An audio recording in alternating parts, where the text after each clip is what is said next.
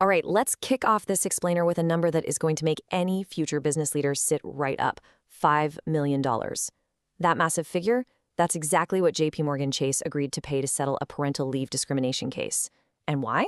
Well, because their supposedly standard workplace policy had a massive hidden legal risk that completely blew up in their faces. So today, we are going to look closely at these hidden traps in workplace accommodations, and more importantly, how you can turn a basic legal obligation into a profound advantage for your team. Welcome to the explainer. If you were stepping into a management role, HR, or really any business leadership position, this analysis is for you. It's built entirely from case studies, legal history, and EEOC regulations to show you exactly how to navigate the tricky world of accommodations. We're going to dive into how you can take what a lot of people view as just annoying compliance obligations and actually transform them into a huge competitive advantage for your organization. Here is our quick roadmap for today. First, we'll cover pregnancy and the PWFA. Second, the caregiver trap. Third, the ADA and disability history. Fourth, the interactive process. And finally, we will wrap up with the business case. Okay, let's jump right into part one: pregnancy and the PWFA, shifting from equal treatment to mandatory accommodation. So for decades, under the 1978 Pregnancy Discrimination Act, the rule was basically just equal treatment, meaning if an employer didn't accommodate other workers' lifting restrictions, they'd often argue they didn't have to accommodate a pregnant worker either. But the Pregnant Workers Fairness Act, which just went into effect in 2023, completely changes the game. It now legally requires employers with 15 or more employees to provide actual reasonable accommodations for pregnancy and childbirth-related conditions. And that applies regardless of whether the employer provides those same accommodations to other employees. Now, you might be wondering what these new PWFA accommodations actually look like in the real world. Honestly, they are incredibly simple and they often cost absolutely nothing. We're talking about basic things like allowing a cashier to keep a water bottle at their register, providing a stool to sit on, or just offering some light duty. A major legal trap for managers today is forcing a pregnant worker onto unpaid leave when a tiny, simple fix like one of these exists. Under the PWFA, forcing leave as a first resort is strictly prohibited if a smaller accommodation would just let them keep working. Moving on to part two, the caregiver trap, and what happens when gender neutral fails in practice. This brings us to a massively growing area of legal risk, and it's called family responsibilities discrimination. This happens when employers penalize workers based entirely on assumptions about their caregiving roles at home. It's really rooted in these deep, outdated echoes of sex stereotypes. You know, the whole idea that men are the default breadwinners and women are the default caregivers.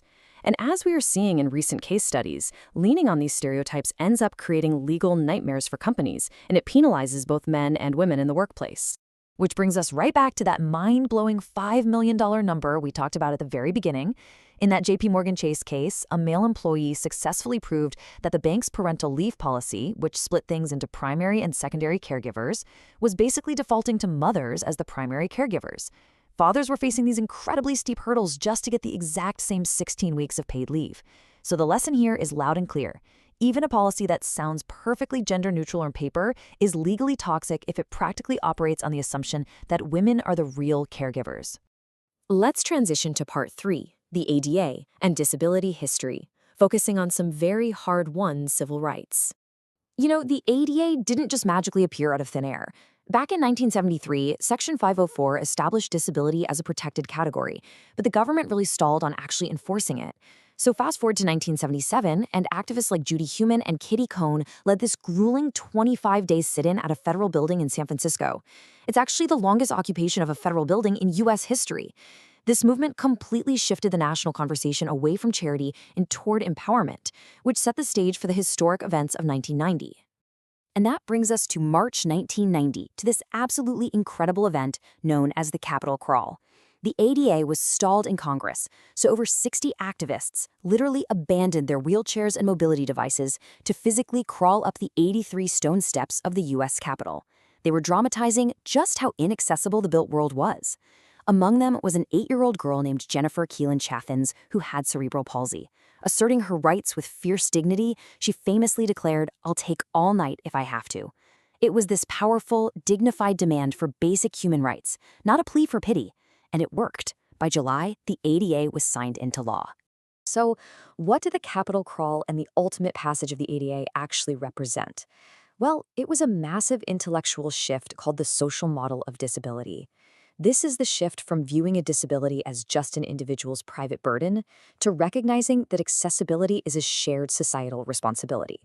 When President George H.W. Bush signed the ADA, he perfectly nailed this concept by declaring, "Let the shameful wall of exclusion come tumbling down." But hey, for modern managers, actually bringing those walls down means you've got to understand how all these laws interact today. Because, spoiler alert, these laws stack. A single workplace scenario, like a difficult pregnancy, can simultaneously trigger the PWFA, the ADA, the Family and Medical Leave Act, plus state and local laws. Navigating that granular maze of limits and regulations is completely daunting for employees, which is exactly why keeping a good job with reasonable accommodations is just so vital for them. All right, moving into part 4, the interactive process, which is basically the golden rule of compliance. So the absolutely crucial thing that binds all these different cases together is what the EEOC calls the interactive process. Simply put, this is an informal, good faith dialogue between you and the employee to figure out a workable accommodation. This is the absolute legal floor, folks. If an employee flags a need and a manager just goes silent, ignores the request, or drops the classic, "We don't do that here," that is exactly where millions of dollars in lawsuits start. Even if the specific accommodation they ask for is impossible, you still must engage in the dialogue to find an alternative. The beautiful thing about the interactive process is just how simple the actual behavioral steps are. Step 1, the employee raises a need. Step 2, you sit down and talk with them in good faith to really understand the barrier. Step 3, you implement a workable fix. Maybe that's a schedule change or a new piece of equipment. And step 4, you keep those lines of communication open, monitoring and adjusting as needed. It's a practical, ongoing partnership. It is not just a one-time paperwork hurdle. And finally, part 5, the business case, and why accommodation is actually a competitive advantage. Let's talk about a really cool phenomenon called the curb cut effect. You've probably seen sidewalk ramps or curb cuts everywhere. Originally, those were fiercely advocated for by disability rights activists so wheelchair users could navigate city streets. But think about who else uses them today. Parents pushing strollers, travelers dragging heavy luggage, delivery workers with hand trucks. The same thing goes for closed captions on videos. Originally created for the deaf community, now used by literally everyone scrolling on their phones in a noisy coffee shop. The point is, designing accessibility for one group inherently improves productivity and life for the entire workforce. And honestly, that translates directly into a fantastic return on investment. Embracing the interactive process and accommodating your workers unlocks a massive, diverse talent pool that you might otherwise miss out on. It drastically reduces costly turnover and the looming threat of litigation.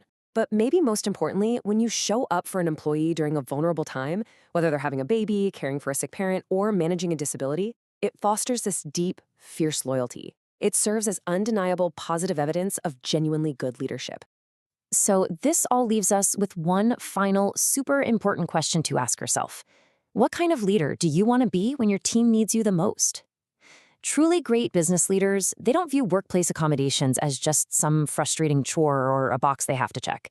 They look at the interactive process as a golden opportunity to build a resilient, dedicated, and incredibly high-performing workforce. Thank you so much for joining me for this explainer, and I really hope this changes how you look at building your future teams.